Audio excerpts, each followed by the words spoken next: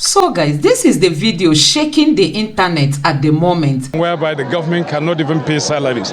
Basic services, the government cannot afford them. I know that it has brought in a lot of pains for our people. I've urged the president and his administration to do all within their power, to recover the money from some of these subsidy cabals who have stashed this money in foreign banks, so that the money that they have taken running into trillions that were illegally collected can now be plugged back into resolving some of the problems created by the subsidy withdrawal. So it was a fantastic decision. We stand by him on this one. How the previous government, the Buhari's administration, covered subsidy fraud instead of exposing them.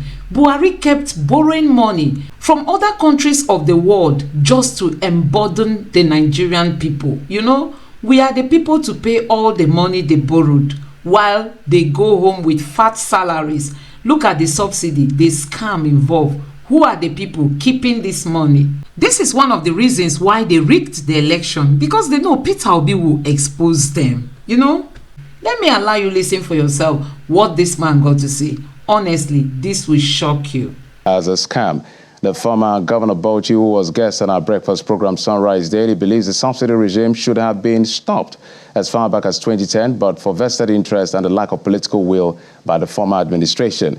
Mr. Yuguda, who chaired the Presidential Subcommittee on Subsidy Removal between 2008 and 2009, says he and his committee made some discoveries that indicted former major players in the petroleum industry in a report that was submitted to the government at that particular time. Regime, and then the scam in the subsidy regime was discovered by my committee. And of course, since then, recommendations were made, which unfortunately were never implemented, and it's very sad. I'm sad to let Nigerians know that from what I saw, we came across situations where subsidy was claimed on pipelines that never existed. You just claim that they have pumped X amount of, either finished products or crude, maybe from Kaduna, from Warri to Kaduna. Those that pump and those that are in the subsidy scam, they just fill papers, invoices, and they claim subsidy on it. In fact, there was an instance of a pipeline that was supposed to exist between Lagos and Warri. And tons of monies were collected on subsidy on a pipeline that never existed. This is Nigeria for you. But I thought they were telling us that it is marketers and some other persons who are perpetrating the fraud. So NPC is involved? They are all involved in these things, all of them. Oh. All of them. And I must sadly also report that, you see, Nigeria subsidy, if it's that part of it that is actually goes for the subsidy, we go on subsidizing sub-Saharan Africa and Central Africa.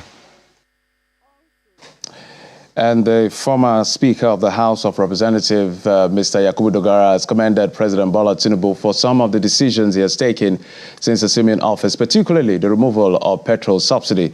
Speaking on the sidelines of a Thanksgiving service in Kaduna, the former Speaker says that President Tinubu has so far demonstrated leadership and should be commended by all citizens. He, however, maintains that the President should ensure that all looted funds are recovered from the oil cabals. I have said it, I've tweeted about it, I support it 100%. Because if care is not taken, we'll run into a situation whereby the government cannot even pay salaries. Basic services, the government cannot afford them. I know that it has brought in a lot of pains for our people. I've urged the president and his administration to do all within their power, to recover the money from some of these subsidy cabals who have stashed this money in foreign banks, so that the money that they have taken running into trillions that were illegally collected can now be plugged back into resolving some of the problems created by the subsidy withdrawal. So it was a fantastic decision. We stand by him on this one. Like I said before, whether you support him or not, this is what is truthful. It is what we ought to have done since yesterday. So I'm wholly for it.